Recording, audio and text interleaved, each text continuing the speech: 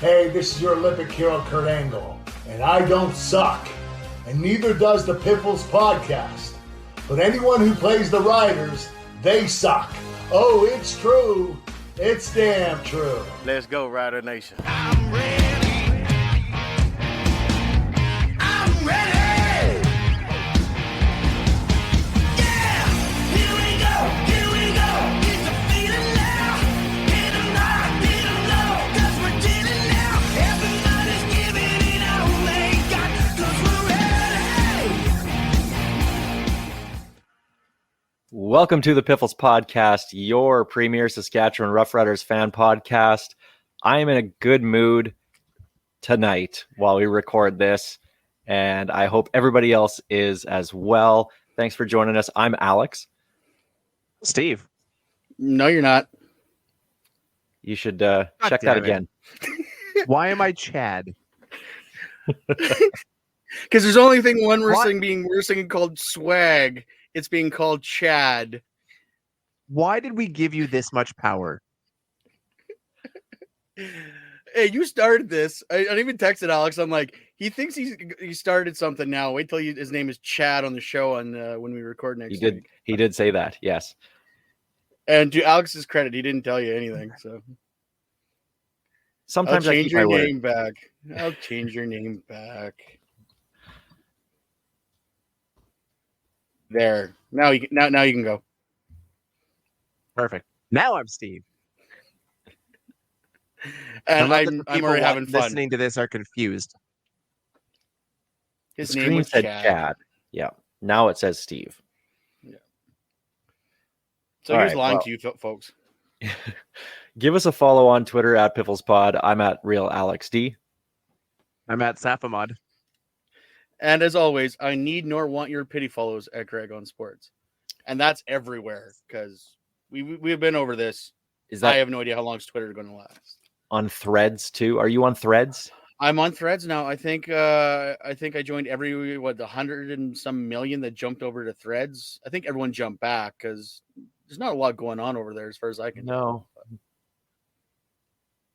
It's Whatever. it's going to be an interesting social media environment going forward. Check us out on Facebook as well on the website, pifflespodcast.com. Piffles Podcast, of course, brought to you by our great friends at Dairy Queen on Elphinstone Street and Sass Drive in Regina. I'm wearing this 1984 Grey Cup hat, as you may be able to see. I'm super pumped about this, and I felt I should wear that in honor of Edmonton because that's where the 84 Grey Cup was, and that's like the last time somebody's ever won in Edmonton. And probably the last time Edmonton will ever have a winning team is around that time because they're just an awful team. Let's talk about this game here. It's time for the opening kickoff.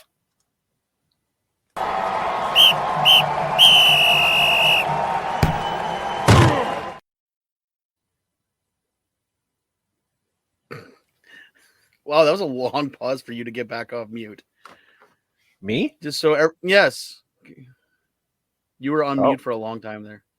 Oh, okay. Yeah. It took forever for you to hit the opening kickoff on my end. Well, that too. Actually, that was my fault. I was correcting the spelling error.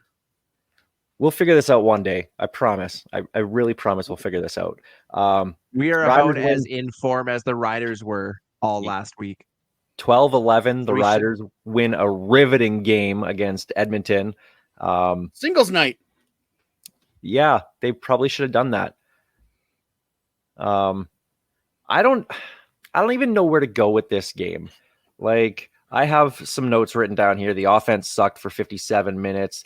They stuck with the run game, even though the run game was awful for most of the game. Where was Frankie Hickson? Was he injured? Because we have no idea. Like, I just don't even know where to start with this because you kind of want to start with the Rouge, right? Like, because that's the story of the game was a freaking kickoff. So where do you guys want to start talking about this game? I think we need to talk about how bad Edmonton is because, and don't get me wrong, the Riders didn't look any better, but everyone knew the Riders were still in the game no matter how inept they looked. But they couldn't even kick a field goal. they scored 4 straight points on singles. Like, when's the last time a team went 4 straight singles to start scoring? The irony of their kicker's name being Faithful is not lost on me, because he was anything but, as he missed field goals, and the Elks are awful. Like, it's a good thing the Riders were playing them, because against anybody else, the Riders lose by 30 points that game. And the fact that they were still in it is a testament to the defense, because the defense played pretty solid. I mean, in the CFL, honestly, when you can play a game and only give up 11 points, you did pretty good. So I don't really have too much to nitpick about the defense, but I think the real story is the Riders' offense. For 57 minutes, didn't do anything. When they did move the ball, they couldn't finish. And they only moved the ball when they pushed the ball downfield. And that they only did that with Mitch Picton. So why were they not using him more and doing that more often during the game until the final 3 minutes? I don't know what flipped in those final 3 minutes, but like I'm worried about this offense right now, if that's how they're going to go against Edmonton's defense. Not like Edmonton has a bad defense, because I think they've actually played pretty well this year, but I'm starting to have some real doubts about this Riders team right now. But let's also be fair to the Riders. It's not like they were Edmonton not even getting anywhere near field goal range. The Riders were knocking on the door twice, and an interception and just a weird third down attempt. Like, I don't know. Like, they weren't functioning, but they weren't as bad as it looks. Like, they left points off the board that they should have easily had. If I've ever seen a football game that really epitomized that whole whoever wants it the least, because that's what this felt like to me. It felt like for 58 minutes, nobody wanted to win that football game. Everybody was making mistakes. Nobody could finish a drive.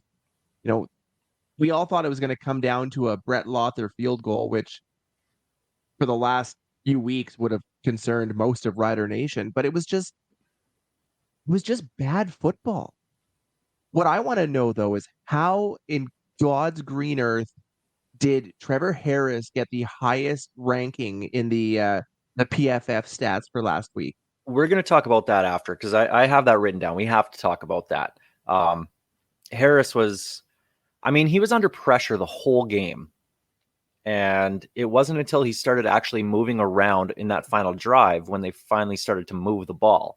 And it honestly felt like I was watching Cody Fajardo that game, right down to the number 7. And it was just, O-line was terrible.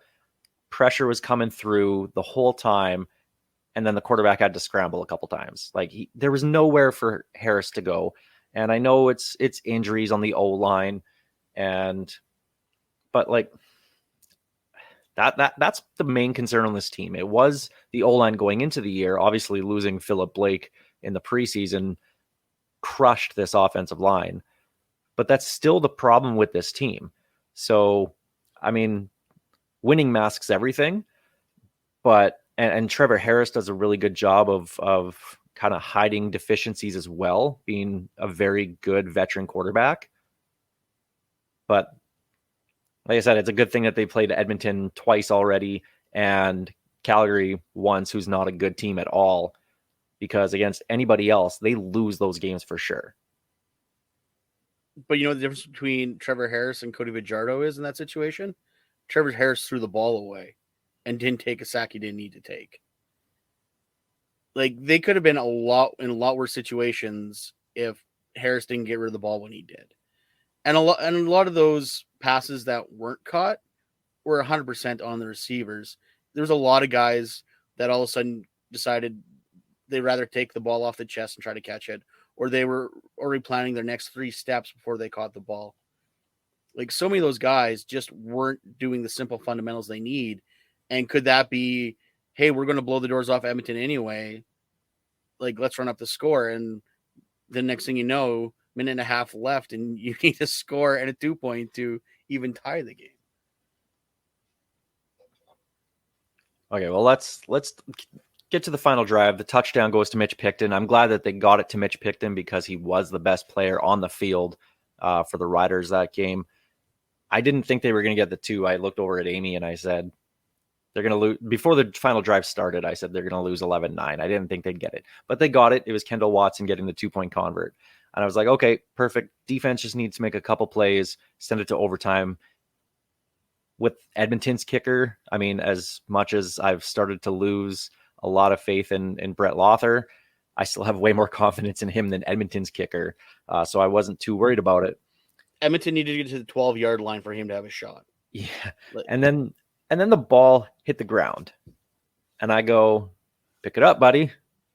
And then I kept rolling into the end zone. I'm like, are you trying to hope that it goes through? I'm like, you got it's a live ball. Go get it, man. Like, it's slowing down. And you're just kind of nonchalantly going to the back of the end zone to get the ball. I'm like, pick it up, man.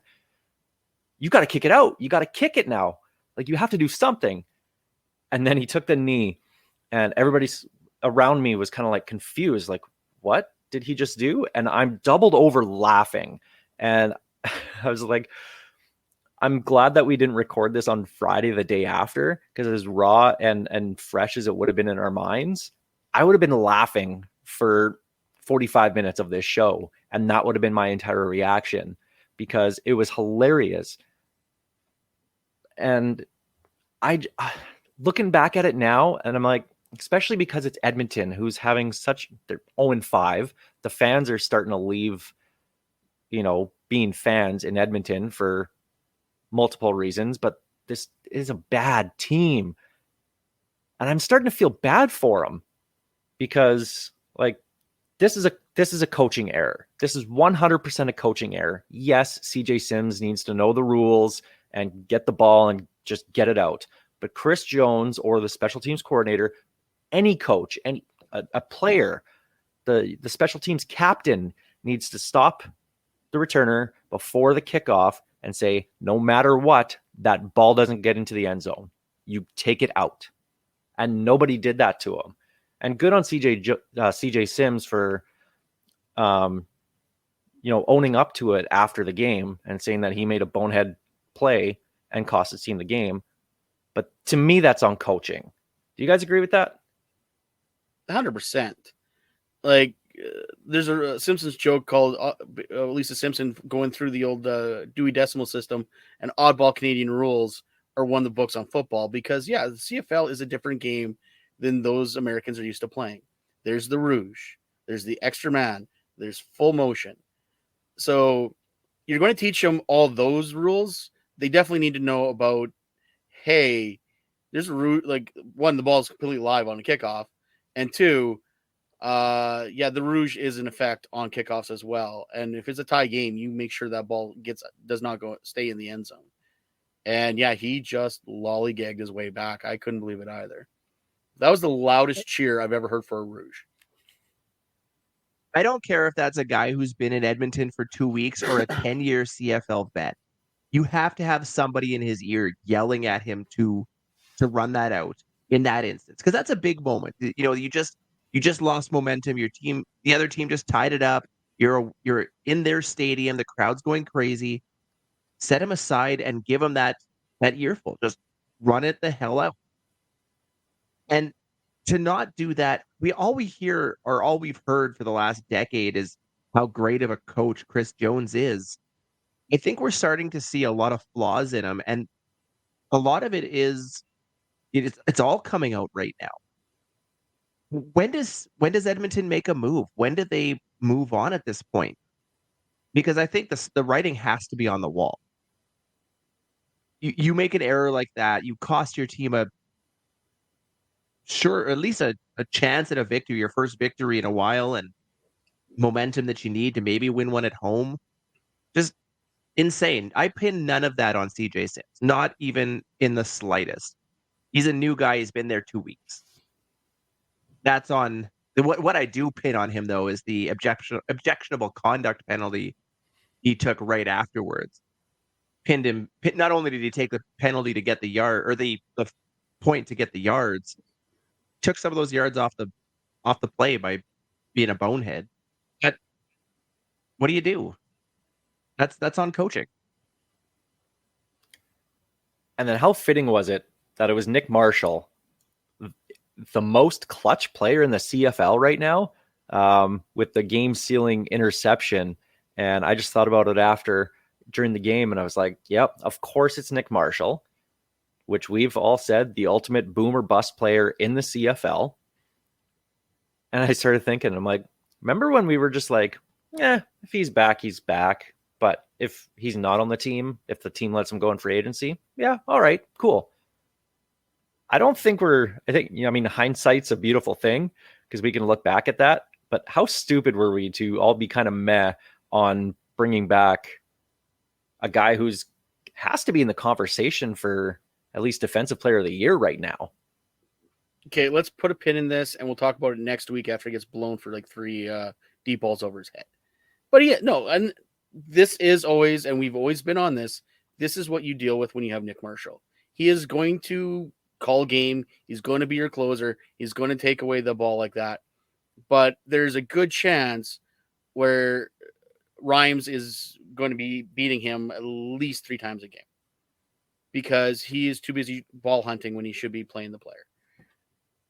But at the same time, he just won his 2 games in a row. So, what do you do?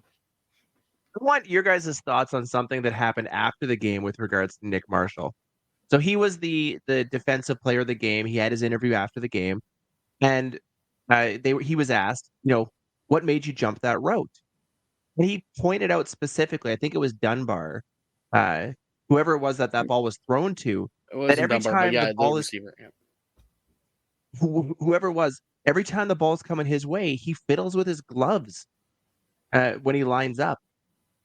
Is that something that a guy like Nick Marshall should be shouting from the rooftops, or is that something he maybe should have kept locked in and kind of kept to himself? Because maybe it comes in handy when we play them the 3rd time later this year. We already got the season series on him. Who cares? But at the same time, like as a poker player, you never tell a guy his tell. Like you just sit back and drain his money. But at the same time, telling a guy his tell also gets into his head. So now you're going to throw off this guy's play preparation because he's too busy thinking about how many times he touches his gloves. Like, that's where I'm at with it. I'm like, to me, that whole thing just shows how football smart Nick Marshall is. This guy has an incredibly high football IQ, and he showed it there. You know the tell. You can call him out on the tell. I'm sure he was probably calling him out during the game too. Like he knew what was going on. And you see that happen all the time. And the guy can back it up. And he did that with the interception. And I love it. I think it's great to go out and tell the tell, right? Like, I mean, like Greg said, he's going to start thinking twice about lining up. And when he knows the play's designed for him, is he going to touch his gloves? He might be doing something else. And if he's thinking about it way too much, he's going to start dropping passes. He's going to be looking the wrong way or whatever happens, right? Like, I love that. I love that from Nick Marshall. So go for it. I love it. All I know is you need to get a mic in that guy's hand on a regular basis because it's always an adventure. It's always fun. He was an SEC quarterback. He's used to having microphones in his face. Like, he's probably one of the most media trained players the Riders have on their roster. All right, so the Riders win the game 12-11, moving the record to 3-1. But another big story coming out of this is injuries, of course, because it wouldn't be a Rider game without injuries. And the big ones from this one, Roland Milligan missed a good portion of the second half. The whole second half? Whole half. No, whole half, because I texted you guys when I saw him coming out of the thing, not wearing a helmet or shoulder pads. I'm like, yeah, that's had a walking boot on, wasn't in practice day 1 on Tuesday. If I'm guessing, he's probably not playing this week. So it's very possible we'll see maybe CJ Rivas steps into that role, or maybe it's Jeremy Clark makes it back on the roster. I don't know there. And Anthony Lanier was limping throughout the fourth quarter for sure, but he was limping out there, was getting his foot looked at, and didn't practice on day one as well. Hopefully that's more of a precautionary thing and he can kind of power through it. But just going through who wasn't at practice day one this week: Milligan, Lanier, Jake Winicky, Matt Dean, Brandon Council starting left tackle. That was a finger thing. Hopefully that's just a precautionary thing.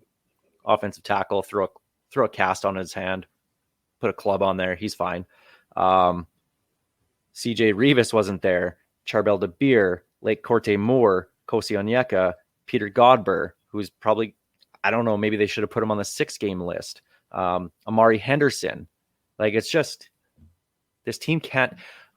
I was watching the Stampeders game against Winnipeg, and Kate Burness was talking about how the Stamps have so many injuries, They're the only team in the world that's ever had injuries, is all I heard. And that's why they were 1-2, now 1-3. The Riders are really beat up right now, but they're showing that, well, what Calgary had the last 2 decades, the next man up thing, right? So the Riders now are at that point where they're still winning games despite all these injuries, but at some point it's got to catch up to them. Like, I'm getting really worried about all these injuries. But here's the thing, though. TSN's not used to Calgary starting so slow. So they need to talk about it. They're not used to talking about the injury, because it always was, well, the Bo Levi Mitchell's down, but they got Jake Mayer, so nothing misses a beat. Huff's a genius. Dickinson's a genius. Now they're showing they don't have that cupboard as full as it used to be. Yeah, these injuries with the Riders are going to catch up. Like, you can't have a player as good as Milligan out, Lanier out. Like, our offensive line is the walking wounded right now. Like, Bandy is serviceable, but he's not Peter Godber. So that definitely affected Harris this week. And Lothar, it's obvious. Like we said last week, it's obvious that he's something's not right with him 100%. He looked really good on that last kickoff, mind you. He really put a charge into that one, but he still doesn't look right. And Brett Lothar missing day one of practice also coincides with the Riders signing a kicker, Campbell Fair. Spent training camp with the Stampeders, was drafted by them this year. And I'm all for bringing in competition, even if Lothar wasn't nicked up, because there's something not there with Lothar this year. And it dates back to last year as well, too, whether it's a confidence thing, whether it's, leg injury, whatever it is, but something's not right with him. So I'm all for bringing in competition. And if this just happens to be the one thing that just kind of lights that fire under Brett Lothar, great. So I like this signing. I don't know what you guys think of it, even if he doesn't ever amount to anything, if he never plays, because Lothar goes out there and reclaims the job kind of thing and just goes back to the Brett Lothar of old. I still like the signing. I love it just because we have a fine and a fair on the team. It describes the feeling of the team after a 3-1 start. Yeah, they're fine. Is it fair? It's competition. There's nothing wrong with it. I don't imagine we're gonna see this guy in live game anytime soon. And having somebody there, even if just to take some of those kicks in practice off Lothar's plate and give him something to think about in the meantime, can't hurt. All right, so I want to go to that third down gamble by the Riders in this game. 3rd and goal from the 3 early on, with the score being Rouge to nothing. The call to go for it. Did you guys like that or not? Yes, actually. Because the Elks offense didn't scare me. Like, if the Riders could have kept containment on Cornelius at least 50% of the time, it would have been a lot better. But Corn Pop got out quite a bit, which kind of had me a little worried.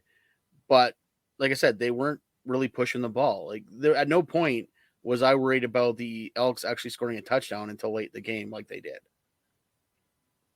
So yeah, I had all faith in the Riders holding them back there, but it didn't work, obviously. I think against a better team, you take the points in that one, but against a team like Edmonton, you're choosing from two great options. Either you score and really, shove it down their throat, or you pin them deep at the 3-yard line. It's the epitome of a win-win scenario. I think that's the right choice in that situation. And I like that Dickinson seems to have a bit more of so what's the term? A bit more guts this year. He's making that a bit more confidence in making those gambles. That's something I think we've been missing the last few years. And actually, I have an article coming out later this week about Craig Dickinson and his aggressiveness this season. I loved this call. I know, but I disagree with you, Steve, saying against anybody but the Elks, I would take the points. No, I think in that situation against anybody, I'd probably go for it, especially that early in the game with it being a low scoring game already. What was it? Was it 1-0 or 2-0 at the time? Like either way, it was scoreless. I know it wasn't 3. Yeah, it was basically scoreless, right? Like, you know what? It's early on. Send a message showing you're telling your team you have confidence in them to go and execute a 3-yard play. And I'm all for it. The way that Craig Dickinson has been this year, now I don't know if this is just him trying to save his job, for lack of a better term, but he's been very aggressive this season. 3rd and 2 in Calgary, 3 times in Calgary, 3rd and 2 in their own zone. And then there was the 2-point convert and then the 3rd and very long one at the end of that game. But going for it instead of taking the points. And to me, I think it has to do with Trevor Harris more than it does anything else.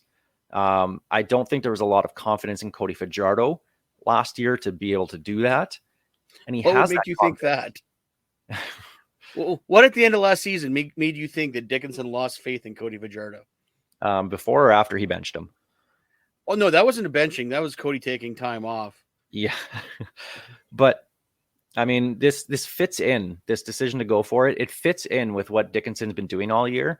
And I would love to know why, because it doesn't seem situational to me. Because if it was situational, he probably would have kicked that field goal against the Stamps. He probably would have kicked the field goal here if you knew it was going to be a 12-11 game. You probably want to take the points in a low-scoring game.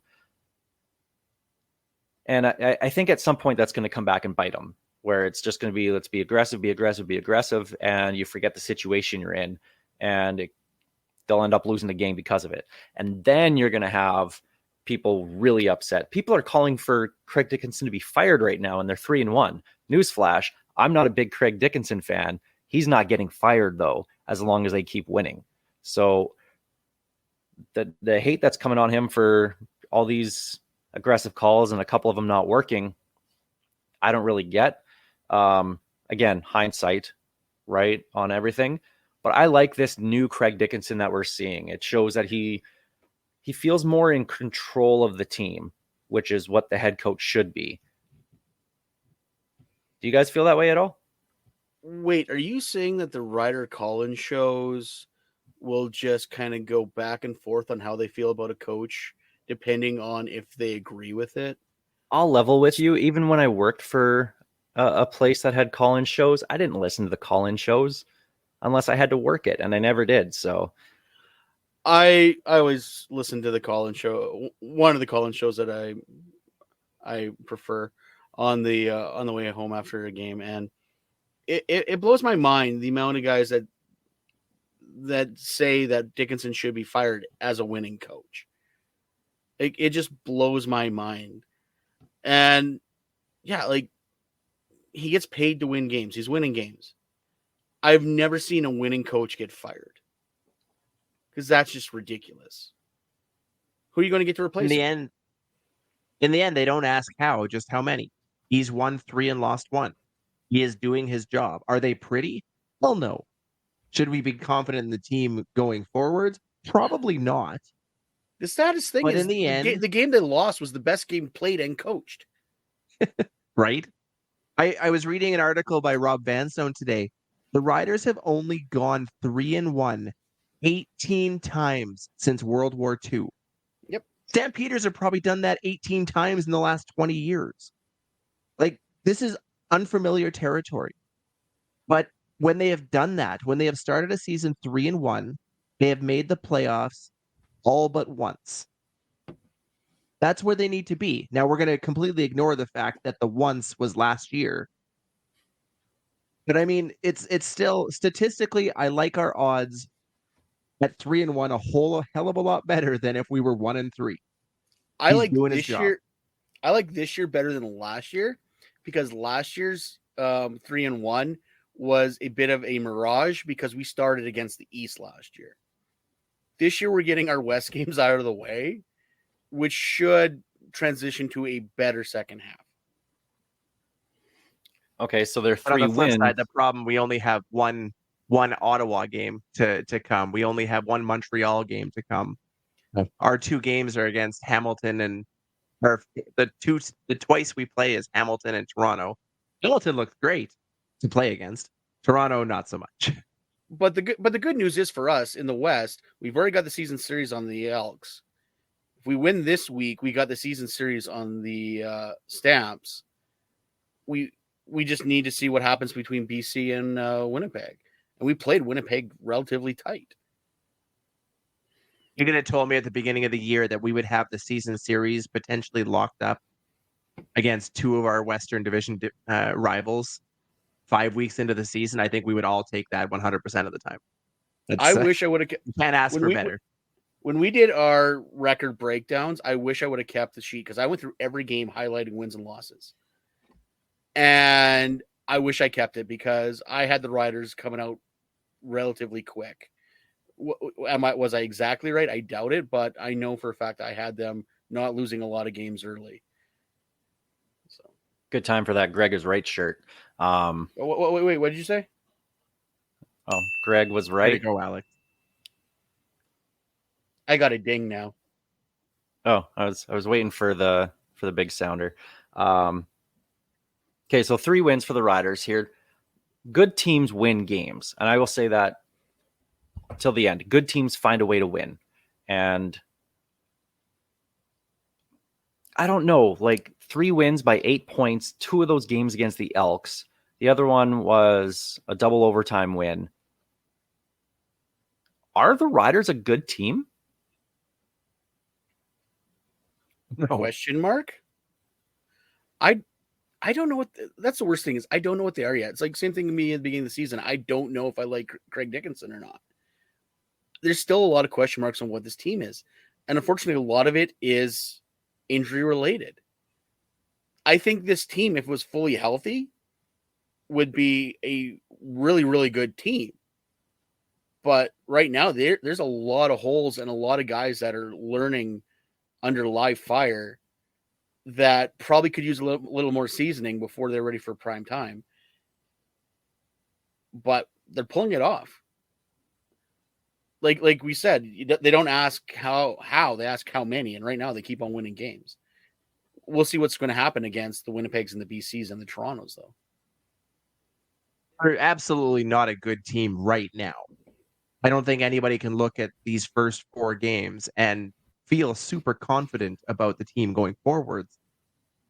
But like you said, they have the potential for good. They have an entire starting receiving core on the 6-game list. They're losing players left, right, and center. 3/5 of their starting O-line was out last week. That's a concern. Those are the things that make you go from okay to good to great. And we've seen some depth behind, but it's early. Can they be good? Absolutely. Will they? Question mark. And are they now? Absolutely not. See, and really, I only think there's 3 good teams in the league right now, and then there's the Riders next, and then there's everybody else after them. And then you have some Pee-wee teams, and then you have Edmonton.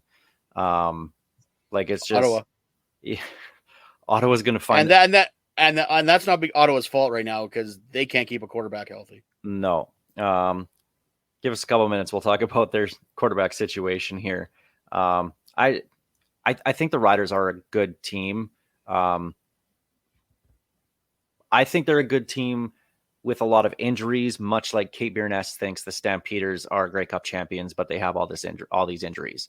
But the difference between what's going to separate the Riders from being in the West playoffs versus a crossover spot is the quarterback.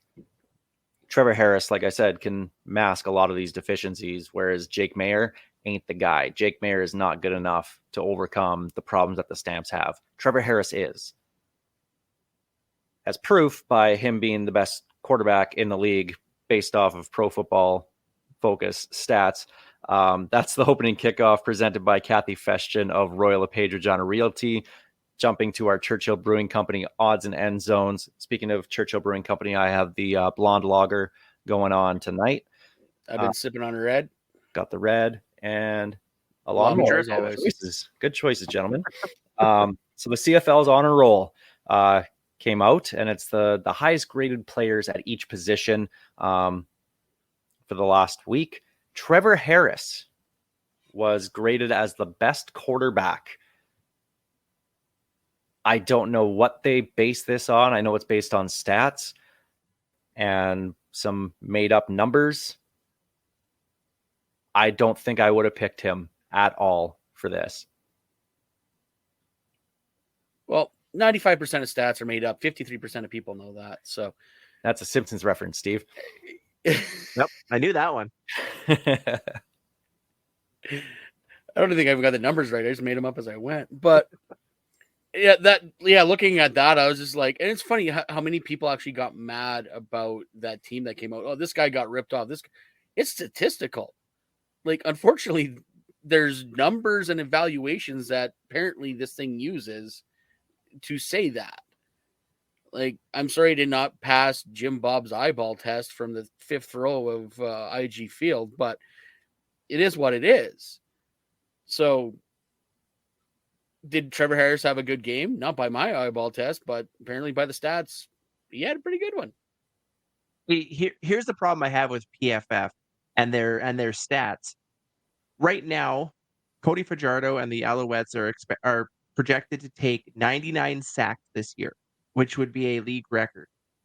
Meanwhile, 4 of the 5 starting offensive linemen for the Montreal Alouettes are graded at the top of their position throughout this season. To quote Peter Mills, what does that say? I'm not entirely sure these numbers are accurate or right. They need to find a common ground between straight up stats and an actual eyeball test. Now, I think we're starting to understand maybe the O-line wasn't exclusively the problem here in Saskatchewan last year, but how can you grade basically an entire O-line that horribly when they're giving up sacks left, right, and center? So yeah, I don't know how they do this, but it was good fodder for social media and the comments. Mitch Picton grading out as the best receiver as well too, which I don't think he was, but I can understand the reasoning behind it. He was clutch, made big plays, and we haven't really talked about Mitch Picton. Going back to 2021, being the guy who dropped that 3rd down conversion in Winnipeg in the West Final. Well, I was going to say the most Picton got talked about was that play. That's drawn up for him in the first place. But you're starting to see the growth from him, and now he's putting up good. He's starting to remind me of the way Chris Getzlaff was, where he wasn't the same point. He wasn't flashy early in his career, needed a couple of years of seasoning and some work, and he put in the work, came in as kind of a rotational guy as a backup, and now I think he's earned a starting spot. Will he keep it with KSB and Braden Lenius coming back later in the year? I don't know. Maybe he will. Maybe it's back to that rotational spot. But right now, Mitch Picton needs to be given a bigger opportunity. And I hope I see that more against Calgary here, against BC and Toronto in the next couple of weeks. Because the guy honestly deserves it. He's been very, very good. We've been talking about Sam Emilus all season long with his kind of breakout season here. But Mitch Picton is also really impressing me right now. We legit could have 4 Canadian receivers as starters and not blink an eye. With KSB, Linnaeus, MLS, and Picton, and have Briskeson on the bench. Like, that is a very good problem to have. Problem is, we still have Walker. We still got Jones. So what are you going to do when all these guys are healthy? Like, there's going to be a hard decision made on somebody. Or someone's going to go on the 6th game with a paper cut because I don't know what you're going to do. I laughed again. There's another article out today talking about Mitch Picton and his reliability and his ability to basically step into every spot on that receiving core, and the fact that he is almost too valuable as a guy that can cover all those spots to get in there and get meaningful starting time. And the logic in that, I don't know if I've ever laughed harder at an article in my life. This idea that a guy is too good and too versatile to stay on the field is crazy to me. It's not like he couldn't jump out to wide out if somebody got hurt, if he started a game at slot back. He can still be versatile and take those other spots while being on the field and contributing like he does seemingly every time he goes out there now. He's just, he's reliable. As a guy who is too good and too versatile, I understand his problem. Like, I get it. Like, it is hard being this good all the time. That's the Barry Horowitz. He's going to go on the 6th game. Yeah. Barry Horowitz backslap. But unfortunately, that is the knock on being a local boy. He's one of those that he'll be fine where we put him because he grew up wanting to be a rider. This is where we probably lose a player like that down the road unless they figure out a way to put him in more. But like I said, we've got some really good Canadian players. So, where do you put him? Well, right now you put him wherever. Doesn't matter. Get him out there. Push the ball downfield with on him. The field. Yeah. Use him like it could be Canadian Air Force 2.0. Use him like Chris Getzlaff, because just the ability to run routes and get open is there. Look at his touchdown catch. That was a perfectly ran route. I know it's just an easy out route, but the timing and everything, it was perfect. And that's what we saw out of the Canadian Air Force. So just get him out there, have him making plays, because the team will be much better in the long run with him on the field.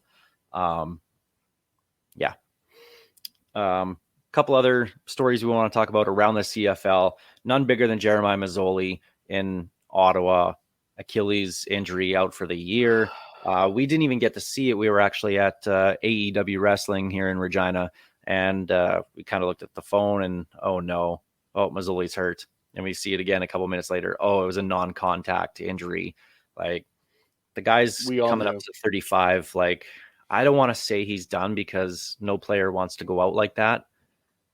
But with his injury history, like, he's got to seriously consider it. Like, I feel bad for the guy. I really, really do.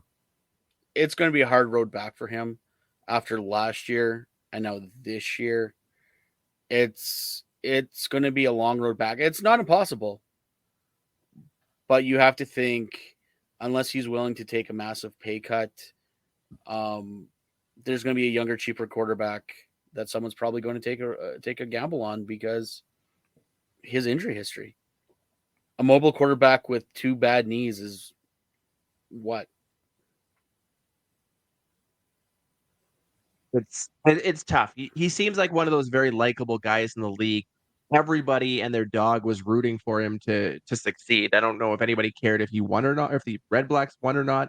They wanted to see him come out and perform after how he went out last year, his rehab to get back, the heartfelt video that they showed with him with his teammates before the game. Like, he just seems like that guy that you would run through a wall for. And to see him go down like that sucks. You know, you don't see a lot of guys at 35 come back from a Achilles injury like this. I hope he does. I hope it works. But I kind of agree with you, Alex, that he really has to take a long, hard look, and there's life after football. He's got to protect the rest of his life as he nears the end of his career, and it sucks to go out this way, but what do you But do? it tells you how respected and how much of a man he is, just based on, if you look at like players, media, fans from all teams, it was like a bloody funeral on Saturday night, scrolling through when everyone saw he went down.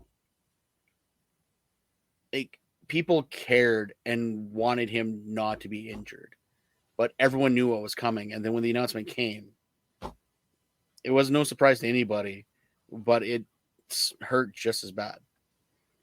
And you mentioned the type of man he is. You want to talk about social media? There's pictures of him after that game, crutches and walking boot, meeting up with Ticats fans and Red Blacks fans. You know, he took the time out of his day on what was probably a horrible day for him to go out and have those fan interactions. That's the kind of stuff that A, this league needs, and B, they need people like him that seem to be just genuinely good human beings on top of, really talented quarterback. No, we were saying last week he wasn't going to be the savior of the Red Blacks, but he still gives them the best opportunity to win. Got to go with Dustin Crum this week with Nick Arbuckle as the backup. So they're down to their third and fourth string quarterback. But Duo of speculation, Crumbuckle. it's a good name. The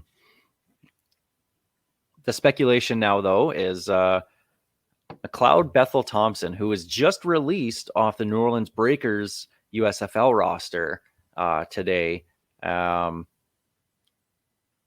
Ottawa apparently has reached out to MBT, which, if you're Ottawa, you have to make that call. I don't think he's ever coming back. But what do you guys? Is there a chance we see Bethel Thompson back here in the CFL with Ottawa this season? Unless you're the Riders, BC, Winnipeg, or Toronto, you make that phone call to see what the chances are. Because MBT is a cut above whatever you got there, and that's including Montreal with Cody. So you make that phone call. Whether he comes or not, I don't know. There's a lot of oh no, he ain't coming back, and I'm like, I don't know, but that's a lot of football for him in the last year if he is coming back. He's 35 years old. His wife has a fairly solid career with Marvel Studios. If I'm him and I see the Ottawa Red Blacks call display coming through, I'm not even sure I answer that call. What would make a guy come out of retirement after winning? Not retirement, but he's left the CFL. He's done his big, basically CFL retirement post and tour and everything. Won the Grey Cup. He's done it all.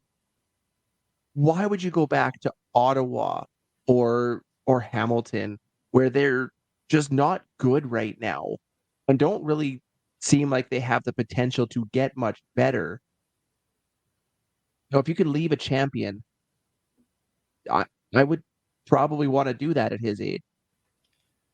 And I saw somebody make a really good point on Twitter, and I forget who it is, but he's only a few games away from an NFL pension. So it makes me think that with NFL training camps about to start up right away here, that if he can latch on, if there's an injury somewhere, quarterback, they have to carry 3 quarterbacks on the roster this year.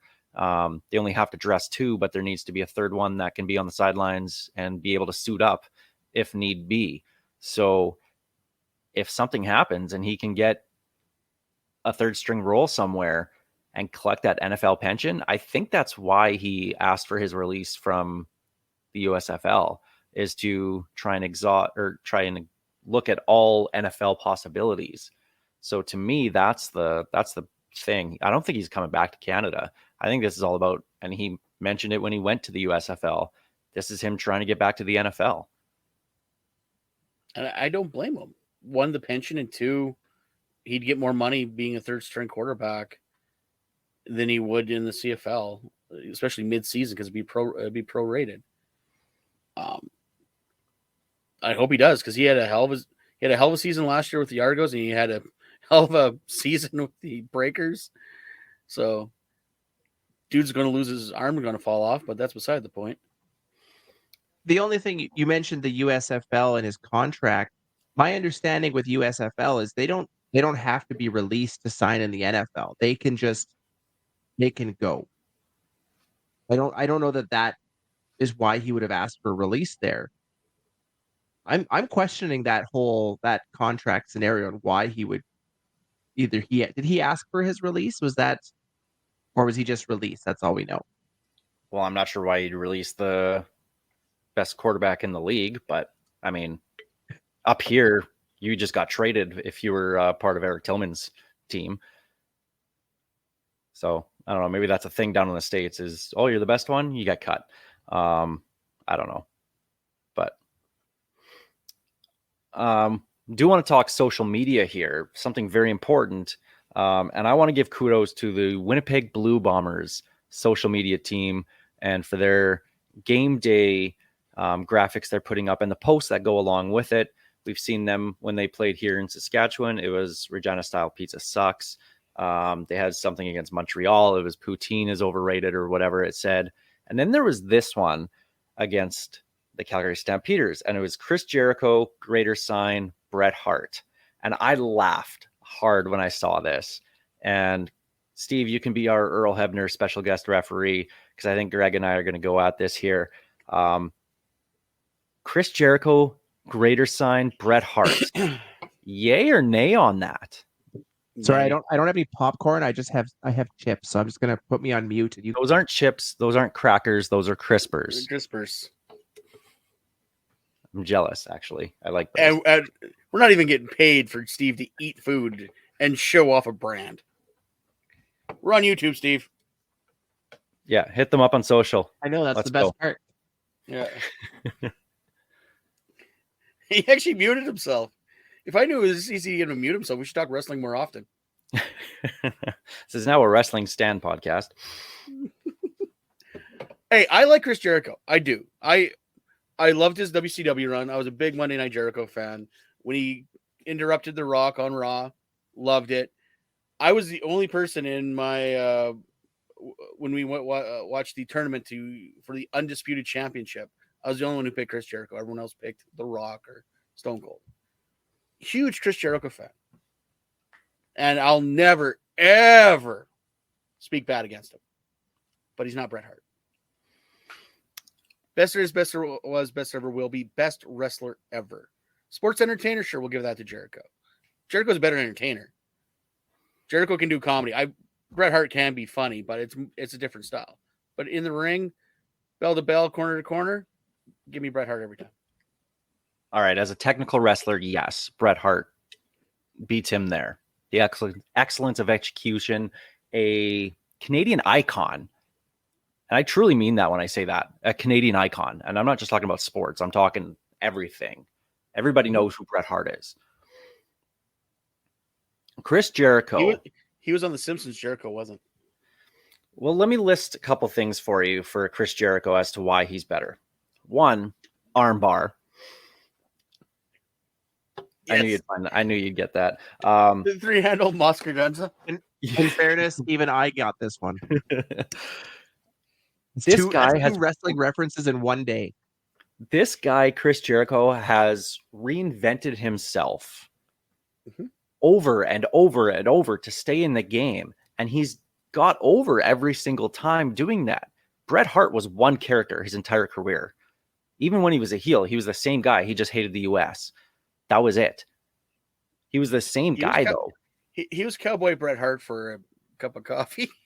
Way back in the Stampede days. No, when he first came in WWF. Yeah. Another reason why I have this written down here, Chris Jericho's better. Armbar. Bret Hart is not a sexy beast, baby. Okay? Chris Jericho is. And that counts for a lot in pro wrestling. And Chris Jericho stole Bay from Adam Cole. Stop it. He did. And the last thing I have on my list here, why Chris Jericho is better, Boom. is armbar. So Time. anybody, I love Bret Hart. Okay. But you know what? If you really, really think that Bret Hart overall is a better pro wrestler than Chris Jericho, you just made the list. Okay. Jericho is better. Is this going to be a festival of friendship? It might be. But can be seriously, my like I Kevin said, Owens. I love both guys. I do. But yeah, and Jericho, entertaining as hell. Love him. Dude was on The Masked Singer. Bret Hart definitely wouldn't do that. But Chris Jericho wasn't on Lonesome Dove, and Bret Hart was. Bret Hart was the genie in Aladdin the musical. I don't see Chris Jericho doing that Chris Jericho's too busy being on The Masked Singer. as the Bridezilla. Is that what he was? Yes, he was. Yeah. My favorite part. My favorite part legend. about that. My favorite part about that entire thing is he spoke in a British accent when he did his call outs to throw the judges off. His singing voice, like that's Jericho, no problem. And then he's like, "Game on, ladies and gentlemen, let's go." I'm like, why is he talking in a British accent? Yeah. Rock legend, Fozzy, Chris Jericho. Fozzy Osbourne. Come on. Like, I mean, they're I love both guys. so do I. I mean, but it just goes back to the point that I love what the Bombers are doing on their social media. Where they It's so playing this simple. week? The graphics are generic, and they're posting Oh, the same idea for everyone, which is fine. But yeah, the social media guy, and it's not the social media guy that blocked me because he's moved on. I know that for a fact. It's not Riley Mara. So the new guy, whoever you are, I like you because you're actually doing it just right. You're Yes. trolling enough that you're not being a dick, and Well, that's half the battle. And if you can get casual people that might see this based off a quote tweet or whatever else, when you say Regina style people sucks, and you have people that don't care about football seeing that and they start reacting, that's good. More impressions, and ultimately that's what the league needs. So good for that. Good for the Bombers for getting that going. I really enjoyed that and seeing everybody talk about it and have their spirited debates over Bret Hart and Chris Jericho. I'm pretty sure though I'm winning the poll. If we were going to do like Steve, I'm pretty sure I'm winning the poll. Yeah, I put The that real up on- question here: if I'm Earl Hebner in this situation, at what point do I just start screaming, "Ring the bell," and give Alex the win? Thank you. Yeah, exactly. Or Nick Patrick or Bill Alfonso. I don't know which crooked ref you're going to be, but I knew the fix was in. Damn it! Where's Vince Do you have a ring McMahon? the bell? You're the one with the soundboard over there. Do you have a ring the bell? That's the Greg is I right. feel like bell. you need one of those. Well, in this time, I would have to side with Greg being wrong because it's Alex, We need a Greg was wrong shirt. right? Greg. Greg, No, the can Greg's you- a dope. Can you design that? Yeah. All right. Actually, it'll be the same design to say Greg's a dope and see what happens. Riders Stamps this upcoming Saturday, 5 p.m. at Mosaic. Which Rider team shows up? The one that sucked against the Elks for 2 games, but yet still won? Or the team that showed up against Winnipeg, played their best game of the year, albeit in a loss, and who played pretty well for the most part against the Stamps earlier in the year? Which team shows up? I mean, I I know gotta which one hope I'm that hoping it's for. the. I hope it's the crappy team that wins versus the good team that loses. I think that's the right answer. I would prefer the good team that wins, but Those are if I mutually have to choose exclusive. between those two options, yeah. I want a better football game this week. That's all I know because that was painful. And to justify sitting there to the very end going, they're going to score. Like, I'm not leaving. It's 1-score game. It's a 1-score game. They're going to score. I don't want to go through that again because that was bad football. That crowd was mad. Like, I was up in section 320 in the Havana Platinum, And actually, it was really funny because I know somebody that was 2 rows in front of me, and and had two young kids with her, and one of them, that was their first game, and she was trying to learn what football was, and she goes, "Why is this Wasn't team that- so bad? And like, why can't they do anything?" Sitting in front of them was the Riders CFO, so that was kind of funny. Just this kid didn't know that, but that the crowd just around me, they were so mad after the interception in the end zone, after punt after punt after punt in the fourth quarter, and then all of a sudden it changed when they scored, and everybody was, "Oh, we knew it was going to happen, rah rah rah," right? But that crowd was, I mean, for a Thursday night game, that was a great crowd. Oh, I want to talk about that because it's a good crowd when one of your team sponsors brings in 3,500 people from around the world, puts them all in matching black shirts, and just shoves them into the stadium. Man, that was weird sitting at the tailgate watching these brand shirts go by for 2 hours, wondering where the hell all these people are coming from. And then to find out they bought in 3,500. I guess Brandt had their big conference this past weekend, and Yep. it gave everybody in attendance a ticket to the game. And hey, Oh, yes. if it makes the numbers look good. Speaking of which, Brant, and thank you, Adam, for bringing me this. Those who can't see, it's a Argos replica ring. Very nice, actually. We actually got we will never get these. We actually got to see and wear Adam's Grey Cup ring. He's the PA announcer for the Argos, and or as I introduced him, the Argos loudmouth. But actually, it was funny because he texted me halfway through the second quarter and said, "Hey, where are you?" And I told him what section I was in. He goes, "Hey, I'm sitting over here with Greg." I'm like, "All right, I'll come by." I walked right by Greg to get to the empty seat beside Adam. I didn't even say anything to Greg. Nope, didn't. I'm like, No. hey, jerk. Yeah, I was like, "Hi, Greg," and then just kept walking. And that is the appropriate way to respond to Greg. But I wasn't paying attention to the game. It was such a horrible first half. The game sucked. I didn't care. Like, I'm like, whatever. I'm going to go see, our friend here. And yeah, but it was a good crowd. They were loud for a Thursday. I was really impressed with that. And I hope that energy continues this week against the Stamps. I think we're going to see the best version of this team so far. It's going to be a tight game, I think. But I think Trevor Harris will bounce back. I can't see him being bad like that again. And I can't see the drops happening again from the Riders offense. They'll have some sort of run game this week, one would think, especially after Jamal Morrow demolished the Stamps last time. I think if the O-line can show up and contain Winston Rose, Julian Hauser had a great game last week.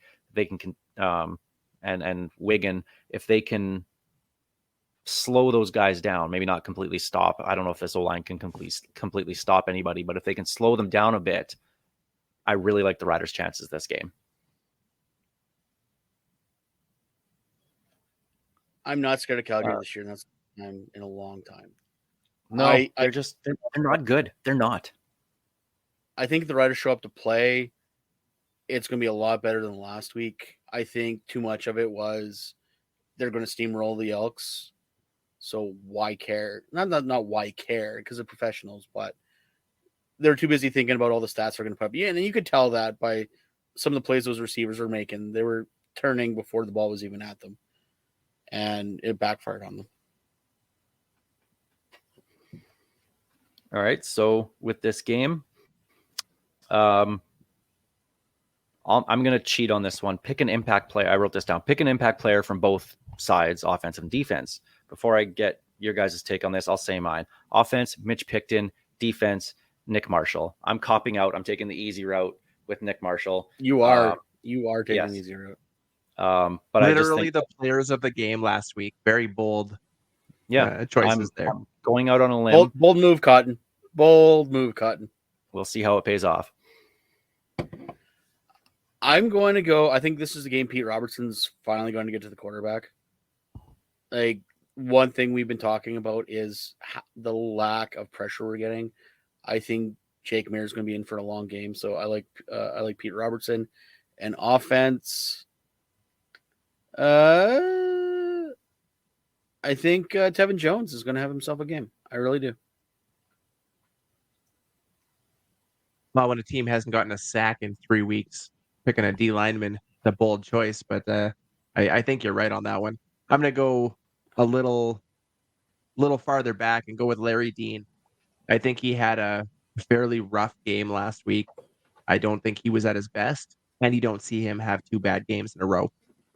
So I have him hitting his usual double digits in tackles.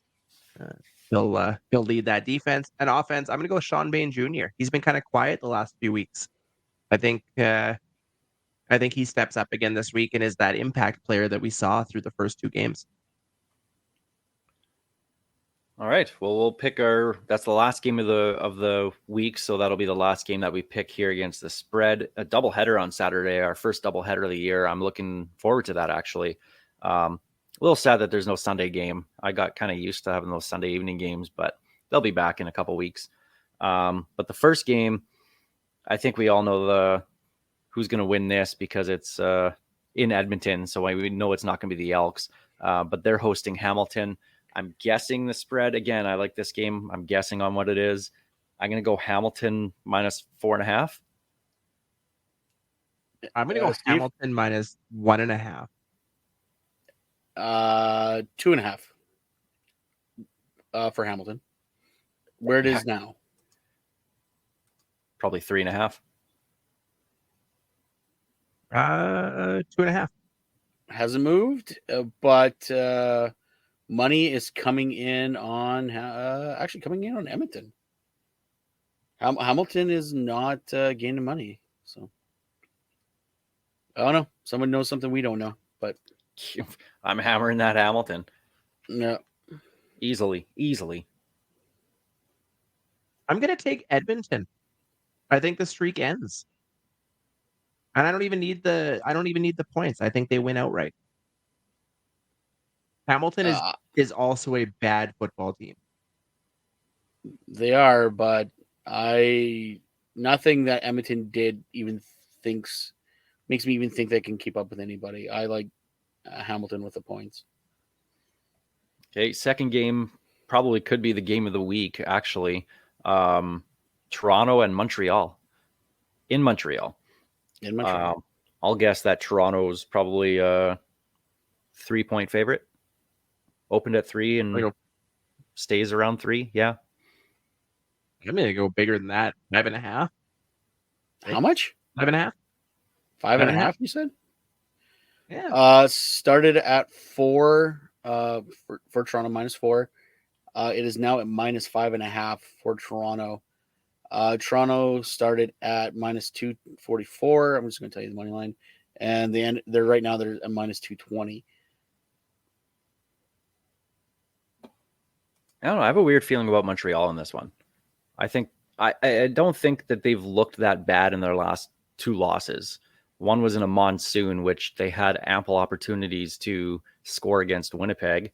The game against BC last week was, I mean, essentially just a missed field goal return away and a really bad overturned PI on a pick 6 early in that game. Like Montreal, until the 4th, really, were in that game. I kind of like Montreal in this one.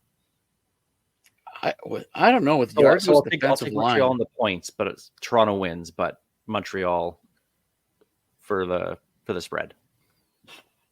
Even with the spread, Toronto. I like Toronto's defensive front over anything Montreal's doing right now. And we've had many discussions on what we think of Jason Moss offense. I might have to fade with. I like Toronto. I liked them better at the 4, but the extra 1.5 has me a little worried. I'm not gonna lie. I don't know why. I might actually join you. I think I'm going to take Montreal with the points. Toronto's going to win. So After the first couple of weeks, we had Christina Costabile saying, "Let's see how Montreal looks when they play the Torontos and the Winnipegs and the BCs or Saskatchewans of the world." We're starting to see that they can't quite hang with those teams yet. And Toronto might be the best of the bunch right now. We've said it before. Toronto is arguably the most well-rounded team in the league right now. They couldn't handle BC. They couldn't handle Winnipeg. Nothing makes me think they'll handle Toronto on top of it. I'll take Toronto and the points. Okay, first game of the doubleheader, which is probably the one you don't really need to watch because this is going to be a bloodbath. Winnipeg at Ottawa. I'm going to go conservatively. It was Winnipeg minus 8.5. Now it's 9.5. You don't often see a lot of double-digit spreads in the CFL. This isn't college football. But this might be the one. 10.5 for Winnipeg. Start or now? Start and finish. Start and now. Alex nailed it right on. 8.5. It's now sitting at 9.5. Winnipeg is what started at minus 375. They're not now minus 410. If you want to gamble in Ottawa, a bet of $100 will win you $330. Yeah, I mean, I don't think if I hated anybody's money, I putting would- money on Ottawa. Yeah, if I hated money, I would do that. But you could I win don't- so much. I don't think Ottawa's even going to hit the spread this game. Not with Crumbuckle. Yeah, give me Winnipeg with the spread. Yeah, I'm going absolutely. first. Yep. There's not a spread they could put out there that would make me take Ottawa with the points. This is Winnipeg in a massacre. Crumbuckle. They should have these spread as Crumbuckle. And the final game of the week, our game, Riders hosting the Calgary Stampeders. I'd imagine this one's one's wild. Um, I can't wait to talk about this one. okay, so I'm gonna guess it started Riders -1 and is now Calgary +1. Steve? Watching everybody pick the Stamps in like the CFL writers pools and everything. It's a 3-1 team against a 1-3 team. This Screw shouldn't you, be Jamie close. Nye, picking against the Riders here. And I went easy on him on the Messier picture yesterday. Oh, I didn't even know that. Yeah. Oh, Nye's going to get such an earful. Anyway, sorry, finish, Steve. I'm gonna go No, I'm gonna agree with Alex. I think it is basically down the middle, 1.5 to Saskatchewan. And do we keep it though? I think we keep it. I think it's still -1.5 Saskatchewan. It started. I like to point out the lines usually come out on Mondays. We are recording this on Tuesday night. It started Saskatchewan -4.5. Wow. So now that I told you that, where do you think it is? Wow. If it's wild, I'm still gonna go with maybe it's Calgary -0.5, 0.5. I'm gonna stay with Saskatchewan -1.5. If It it's is- wild, you're probably It's right. legit a pick 'em. It's even. They don't even have a point total. Wow. It's an That's a even huge pick. change. That's a huge change. It is a 4.5 swing in a day. Saskatchewan Well, went from -188 to -118. Calgary's still a little less. They're only at -102 on the money line. They started at +155. That is crazy. 4.5 swing in a day. What has Calgary done that would suggest they've gotten better since 2 weeks ago? Well, they had an When we beat 11-1 them at lead home. against Winnipeg and then gave up 20 straight points. That surprises me. But again, we just barely beat Winnipeg on a rouge. So, Elks. Edmonton. Yeah. or what did I say? Winnipeg. Yeah. My bad. I'm just getting ready for Labor Day. I think the Riders win, and I think it's by a touchdown. I think the Riders are going to put the foot down. I really do. This is the game they have to put the foot down after the last week. You can have one of those, we kind of lollygagged our way into a victory. You can't do it 2 weeks in a row. I think they'll come out hot and have a 13, 14-point lead that they'll lose and end up winning by 3 points. So it'll be kind of similar actually to the game in Calgary where they were in control and let that slip away and still ended up winning. I think it's going to be similar to that, although I don't think it goes to overtime this time. The Riders' true tests are coming up in the weeks after with BC and Toronto. So I don't like calling this a tune-up game for those. But this is definitely the easiest of the three against a team that isn't very good. This really is the year that they drop. This is finally the year that the Stampeders are not a good team. About time. First time since what? Kevin Federline was their quarterback. Federline. Britney Spears' husband. That's right. Yeah. Kevin Federick. 2004 was the last time they had a sub 500 record. Yeah. 2004. This is the first time. It is going to happen this year. It really is. I thought they'd be better than they are, and I'm very happy to report I'm wrong about that. This is not a good team. Their O-line is junk. I mean, injuries obviously are hurting them, but their starting quarterback is maybe the 7th or 8th best one in the league. And there are Crumbuckle people that can legally drink in Saskatchewan and have never seen the Calgary Stampeders with a sub 500 record. That's amazing. Sorry, 19 years just seems like such a long spread.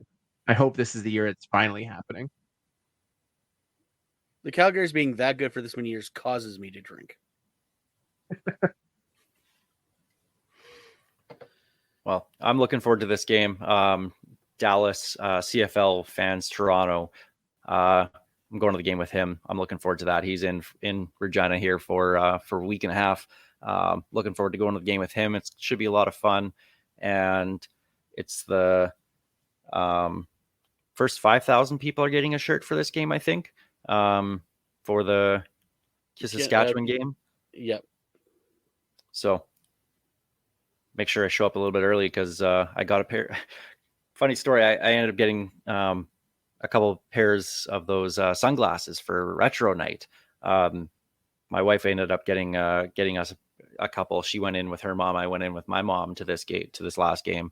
And so we ended up getting our sunglasses and whatnot. And Amy and I were walking back to our seats in the second half. And this guy just stops us. And he's like, "Can I give you my sunglasses for one of those pairs, please? I've been trying for 3 quarters to get, a pair of those."